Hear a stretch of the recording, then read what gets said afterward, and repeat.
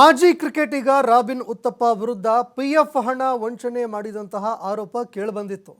ಇದಕ್ಕೆ ಸಂಬಂಧಪಟ್ಟಂತೆ ವಾರಂಟ್ ಜಾರಿಯಾದ ಬೆನ್ನಲ್ಲೇ ರಾಬಿನ್ ಉತ್ತಪ್ಪ ಈ ವಿಚಾರಕ್ಕೆ ಸಂಬಂಧಪಟ್ಟಂತೆ ಸ್ಪಷ್ಟೀಕರಣ ಕೊಟ್ಟಿದ್ದಾರೆ.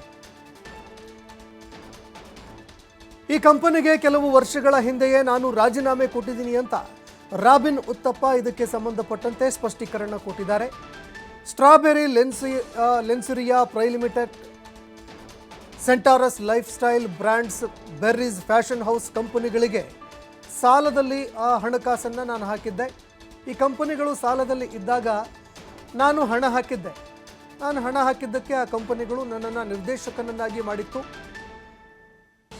ಆದರೆ ನಾನು ಸಕ್ರಿಯ ಕಾರ್ಯನಿರ್ವಾಹಕ ಪಾತ್ರವನ್ನು ಈ ಕಂಪನಿಯಲ್ಲಿ ಹೊಂದಿರಲಿಲ್ಲ. ದೈನಂದಿನ ವ್ಯವಹಾರಗಳಲ್ಲಿ ನಾನು ಭಾಗಿಯಾಗಿರಲಿಲ್ಲ. ಹಲವಾರು ವರ್ಷಗಳ ಹಿಂದೆ ನಿರ್ದೇಶಕ ಸ್ಥಾನಕ್ಕೂ ಕೂಡ ನಾನು ರಾಜೀನಾಮೆ ಕೊಟ್ಟಿದ್ದೀನಿ. ಆ ಕಂಪನಿಗಳ ವಿರುದ್ಧ ಪ್ರಸ್ತುತ ಕಾನೂನು ಪ್ರಕ್ರಿಯೆಗಳು ಚಾಲನೆಯಲ್ಲಿ ಇದ್ದಾವೆ. ನನ್ನ ಕಾನೂನು ಸಲಹೆಗಾರರು ಕ್ರಮ ಕೂಡ ಕೈಗೊಳ್ಳುತ್ತಾರೆ. ಇದರಲ್ಲಿ ನನ್ನ ಪಾತ್ರ ಇಲ್ಲ ಅಂತ ಮಾಜಿ ಕ್ರಿಕೆಟಿಗ ರಾಬಿನ್ ಉತ್ತಪ್ಪ ಸ್ಪಷ್ಟೀಕರಣ ಕೊಟ್ಟಿದ್ದಾರೆ. ಇನ್ನು ರಾಬಿನ್ ಉತ್ತಪ್ಪ ಅವರ ವಿರುದ್ಧ ಒಂದು ಬಹಳಷ್ಟು ಗಂಭೀರವಾದಂತಹ ಆರೋಪ ಕೇಳಿಬಂದಿತ್ತು. ಅವರು ಹೂಡಿಕೆ ಮಾಡಿದಂತಹ ಕಂಪನಿಗಳು, ನಿರ್ದೇಶಕರಾಗಿರುವಂತಹ ಕಂಪನಿಗಳಲ್ಲಿ ಯಾರು ಕೆಲಸವನ್ನು ಮಾಡ್ತಾ ಇದ್ದಾರೆ ಕೆಲಸಗಾರರು, ಅವರಿಗೆ PF ಹಣ ಹಾಕಿಲ್ಲ.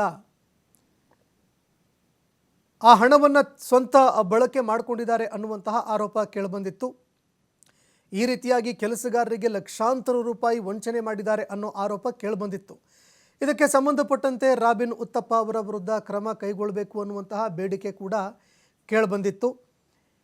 ಈ ವಿಚಾರಕ್ಕೆ ಸಂಬಂಧಪಟ್ಟಂತೆ ರಾಬಿನ್ ಉತ್ತಪ್ಪ ಇದೀಗ ಸ್ಪಷ್ಟೀಕರಣ ಕೊಟ್ಟಿದ್ದಾರೆ. ಈ ಕಂಪನಿಗಳು ಸಾಲದಲ್ಲಿ ಇದ್ದಾಗ ನಾನು ಹಣ ಹಾಕಿದ್ದೆ, ಹೂಡಿಕೆ ಮಾಡಿದ್ದೆ. ಹೀಗಾಗಿ ಕಂಪನಿಗಳು ನನ್ನನ್ನು ನಿರ್ದೇಶಕನನ್ನಾಗಿ ನೇಮಕ ಮಾಡಿದ್ವು.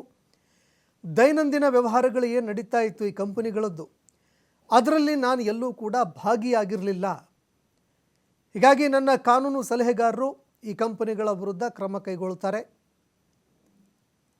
ನನ್ನ ಪಾತ್ರ ಇದರಲ್ಲಿ ಇಲ್ಲ ಅಂತ ಕ್ರಿಕೆಟಿಗ ರಾಬಿನ್ ಉತ್ತಪ್ಪ ಸ್ಪಷ್ಟೀಕರಣ ಕೊಟ್ಟಿದ್ದಾರೆ. ಈ ಬಗ್ಗೆ ಮತ್ತಷ್ಟು ಮಾಹಿತಿ ಕೊಡ್ತಾರೆ ಪ್ರತಿನಿಧಿ ಸಂತೋಷ್ ಪಟೇಲ್. ಫೋನ್ ಸಂಪರ್ಕದಲ್ಲಿ ಜಾಯ್ನ್ ಆಗಿದ್ದಾರೆ. ಸಂತೋಷ್ ಪಟೇಲ್, ರಾಬಿನ್ ಉತ್ತಪ್ಪ ಅವರ ವಿರುದ್ಧ ಬಹಳಷ್ಟು ಗಂಭೀರವಾದಂತಹ ಆರೋಪ ಕೇಳಿಬಂದಿತ್ತು. ಇದಕ್ಕೆ ಸಂಬಂಧಪಟ್ಟಂತೆ ಈಗ ರಾಬಿನ್ ಉತ್ತಪ್ಪ ಸ್ಪಷ್ಟೀಕರಣ ಕೊಟ್ಟಿದ್ದಾರೆ. ಏನೆಲ್ಲ ಸ್ಪಷ್ಟೀಕರಣಗಳನ್ನು ಕೊಟ್ಟಿದ್ದಾರೆ, ಈ ಬಗ್ಗೆ ಮತ್ತಷ್ಟು ಮಾಹಿತಿ ಕೊಡೋದಾದ್ರೆ? ಸಂತೋಷ್, ಏನು EPF ಹಣಕ್ಕೆ ಸಂಬಂಧಪಟ್ಟ ಹಾಗೆ ಖಾಸಗಿ ಕಂಪನಿಯಲ್ಲಿ ಒನ್ ಆಫ್ ದಿ ಡೈರೆಕ್ಟರ್ ಆಗಿದ್ದಂತಹ ರಾಬಿನ್ ಉತ್ತಪ್ಪ ಅವರು ಕೂಡ ಆ ಕಂಪನಿಯ ಡೈರೆಕ್ಟರ್ ಆಗಿದ್ರು. ಅವರು ಸುಮಾರು 23 ಲಕ್ಷದಷ್ಟು ಅಲ್ಲೇ ಕೆಲಸ ಮಾಡ್ತಿದ್ದಂತ ನೌಕರಿಗೆ PF ಅನ್ನ ಕಟ್ಟದೆ ವಂಚನೆ ಮಾಡಿದ್ದಾರೆ ಅಂತ ಹೇಳಿ ಅವ್ರ ಮೇಲೆ ಆರೋಪವನ್ನ ಮಾಡಲಾಗಿತ್ತು. ಸೊ ಇದಕ್ಕೆ ಸಂಬಂಧಪಟ್ಟ ಹಾಗೆ ರೀಜನಲ್ ಕಮಿಷನರ್ ಏನು PF ಬರ್ತಾರೆ ಗೋಪಾಲ್ ರೆಡ್ಡಿ ಅವರು ಕೂಡ ರಾಬಿನ್ ಉತ್ತಪ್ಪ ಅವ್ರನ್ನ ವಾರಂಟ್ ಅನ್ನ ಜಾರಿ ಮಾಡಿ ಬಂಧನವನ್ನು ಮಾಡಬೇಕು ಅಂತ ಹೇಳಿ ಏನು ಪುಲ್ಕೇಶ್ವರ ಪೊಲೀಸರಿಗೆ ಒಂದು ದೂರನ್ನು ಕೂಡ ಅವರು ಪತ್ರವನ್ನು ಕೂಡ ಬರೆದಿದ್ರು. ಆ ಪತ್ರದ ಅನ್ವಯವಾಗಿ ಯಾವಾಗ ಸುದ್ದಿ ಬಿತ್ತರವಾಯ್ತು, ಇತ್ತ ರಾಬಿನ್ ಉತ್ತಪ್ಪ ಅವರು ಕೂಡ ಈಗಾಗಲೇ ಒಂದು ಸ್ಪಷ್ಟನೆಯನ್ನು ಕೊಟ್ಟಿರುವಂತದ್ದು. ಈ ಪ್ರಕರಣದಲ್ಲಿ ನನಗೂ ಇದಕ್ಕೆ ಯಾವುದೇ ರೀತಿ ಪಾತ್ರ ಇಲ್ಲ. ನಾನು ಈ ಹಿಂದೆ ಅದಕ್ಕೆ ಇನ್ವೆಸ್ಟ್ಮೆಂಟ್ ರೀತಿ ಡೈರೆಕ್ಟರ್ಶಿಪ್ ಗಳು ಕೂಡ ಇದ್ದೆ ನಾನು. ಆದ್ರೆ ಅದರಿಂದ ಹೊರಬಂದೆ ತುಂಬಾ ವರ್ಷಗಳಾಗೋಗಿದೆ, ನಾನು ಅದರಲ್ಲಿ ಇಲ್ಲ. ಸೊ ಹೀಗಾಗಿ ಅದಕ್ಕೂ ನನಗೂ ಯಾವುದೇ ರೀತಿಯ ಸಂಬಂಧ ಇಲ್ಲ. ಅದನ್ನ ನಡೆಸ್ತಿದ್ದಂತವರೇ ಬೇರೆ ಇದ್ದಾರೆ. ಸೊ ಅವರು ಅದಕ್ಕೆ ಹೊಣೆಗಾರರಾಗ್ತಾರೆ. ನನಗೂ ಅದಕ್ಕೂ ಯಾವುದೇ ರೀತಿಯ ಸಂಬಂಧಗಳಿಲ್ಲ ಅಂತ ಹೇಳಿ ಅವರು ಒಂದು ಸ್ಪಷ್ಟನೆಯನ್ನು ಕೊಟ್ಟಿರುವಂತದ್ದು. ಅದ್ರ ಜೊತೆಗೆ ಕಾನೂನು ಮುಖಾಂತರ ಅವ್ರಿಗೆ ಏನು ಉತ್ತರವನ್ನು ಕೊಡಬೇಕು, ನಾನು ಆ ಉತ್ತರವನ್ನು ಕೂಡ ನನ್ನ ಕಾನೂನು ಸಲಹೆಗಾರರು ಕೊಡ್ತಾರೆ ಅಂತ ಹೇಳಿ ಒಂದು ಸ್ಪಷ್ಟನೆಯನ್ನ ಕೊಟ್ಟಿರುವಂತದ್ದು. ಸೊ ಅಂದ್ರೆ ರಾಬಿನ್ ಉತ್ತಪ್ಪ ಸುಮಾರು 23 ಲಕ್ಷದಷ್ಟು ವಂಚನೆ ಮಾಡಿದ್ದಾರೆ ಅಂತ ಒಂದು ಆರೋಪ ಅವ್ರ ಮೇಲೆ ಕೇಳಿ ಬಂದಿತ್ತು. ಪೊಲೀಸರು ಯಾವಾಗ ಈ ಬಗ್ಗೆ ಒಂದಷ್ಟು ಮಾಹಿತಿಯನ್ನು ಕೂಡ ಕಲೆ ಹಾಕ್ಬೇಕಾಗುತ್ತೆ. ಆ ಮಾಹಿತಿಯನ್ನು ಕಲೆ ಹಾಕುವಂತ ಸಂದರ್ಭದಲ್ಲಿ ಗೊತ್ತಾಗಿರುವಂತದ್ದು. ಈಗ ಒಟ್ಟಾರೆಯಾಗಿ ರಾಬಿನ್ ಉತ್ತಪ್ಪ ಮತ್ತು ಈ ಒಂದು ವಂಚನೆ ಆರೋಪ ಏನ್ ಬಂದಿದೆ EPF, ಅದಕ್ಕೂ ಅವ್ರಿಗೂ ಯಾವುದೇ ರೀತಿಯ ಸಂಬಂಧಗಳು ಇಲ್ಲ ಅಂತ ಹೇಳ್ತಾ ಇರುವಂತದ್ದು. ಆದ್ರೆ ಆ ಕಂಪನಿ ಏನಿದೆ, ಆ ಕಂಪನಿಗೆ ಹಿಂದೆ ಅವರು ಡೈರೆಕ್ಟರ್ ಕೂಡ ಆಗಿದ್ರು ಅನ್ನೋ ಮಾಹಿತಿ ಇದೆ. ಆದ್ರೆ ಅದಕ್ಕೆ ರಾಜೀನಾಮೆ ಕೊಟ್ಟು ತುಂಬಾ ವರ್ಷಗಳಾಗಿರೋದ್ರಿಂದ ಅದಾದ ನಂತರದ ಬೆಳವಣಿಗೆಗಳು ಮತ್ತು ಅಲ್ಲಿನ ವ್ಯವಹಾರದ ಬಗ್ಗೆ ನನ್ಗೆ ಯಾವುದೇ ರೀತಿ ಮಾಹಿತಿ ಇರೋದಿಲ್ಲ, ಮತ್ತು ನನಗೂ ಅದಕ್ಕೆ ಯಾವುದೇ ರೀತಿಯ ಸಂಬಂಧ ಕೂಡ ಇರೋದಿಲ್ಲ ಅಂತ ಹೇಳಿ ಅವ್ರು ಸ್ಪಷ್ಟನೆ ಕೊಟ್ಟಿರುವಂತದ್ದು. ಆದ್ರೆ ಪೊಲೀಸರು ತನಿಖೆ ಮಾಡಿದ ನಂತರವಷ್ಟೇ ಇಡೀ ಆ ಕಂಪನಿಗೆ ಇವ್ರಿಗೂ ಇದ್ದಂತ ಸಂಬಂಧಗಳೇನು ಮತ್ತು ಇವ್ರು ಯಾವಾಗ ಕಂಪನಿಯಿಂದ ಹೊರ ಬಂದಿರ್ತಾರೆ.